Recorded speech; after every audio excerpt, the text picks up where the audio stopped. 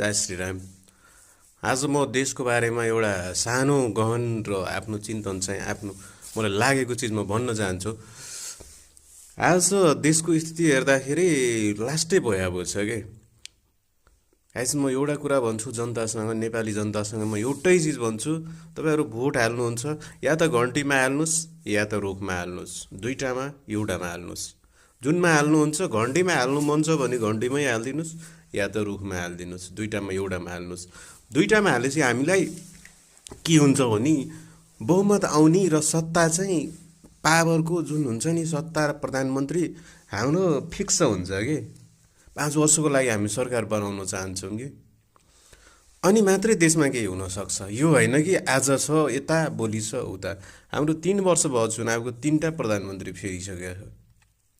एकजना मान्छे 5 चोटि प्रधानमन्त्री भए केही छैन। 18 चोटि यो 14 वर्षमा 18 चोटि प्रधानमन्त्री 15 वर्षमा फेरिसक्यो। 18वटा। सोच्नुहोस् त, प्रधानमन्त्रीको लागि, प्रधानमन्त्री बन्नेको लागि यिनीहरू राजनीति गरेको होइन र? हो, त्यस्तो चाहिँ किन भएको भने नेपालको जुन कानुन छ, संविधान छ, त्यो कारणले गर्दा त्यस्तो भएको। त्यही भएर हामी त्यो चिजलाई रोक्नुपर्छ। यो पालि जसरी पनि रोक्नुपर्छ, सबैजना मिलेर रोक्नुपर्छ र भोट हाल्ने हामी सबै हाम्रो आसपासमा भएको जनताहरूलाई सबलाई सम्झाउनु पर्छ यो पालि कि भोट हाल्दाखेरि हामी एउटै पार्टीमा भोट हालौँ, त्यो पार्टीमा भोट हालौँ जुन पार्टीमा हामी सरकार 5 वर्षको लागि पर्मानेन्ट बनाउन सक्छौँ।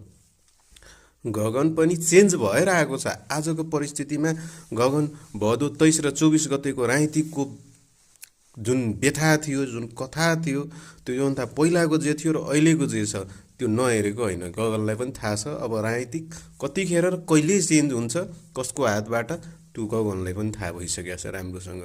र कहाँ को कतिखेर कहाँ जान सक्छ त्यो गगनलाई पनि थाहा भइसकेको छ। 5 चोटि प्रधानमन्त्री भएको हाम्रो देशमा शेरबहादुर देउवा नेपाली काङ्ग्रेसको सभापति, पूर्व सभापति भनौँ र पूर्व प्रधानमन्त्री पनि 5 चोटि प्रधानमन्त्री भइसकेको छ। तर पनि के भयो त? उसले लास्टमा खाने भनेको ऊ जनता जेनजीसँग कुटाइ खायो। प्रधानमन्त्री जस्तो गरिमा पदमा बसेका मान्छेले यदि यस्तो खायो, कुटाइ खायो भने उससे ज़्यादा भाई हमारे दुख की बात कोई नहीं है।